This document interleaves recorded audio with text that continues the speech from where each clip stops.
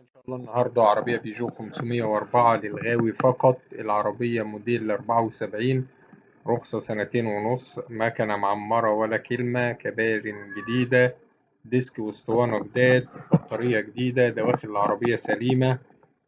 العربية فيها فتحة سقف شغالة، زجاج أمامي كهرباء، طقم شنط الخرشوفة، جميع الكماليات راكبة، عفشة تمام التمام.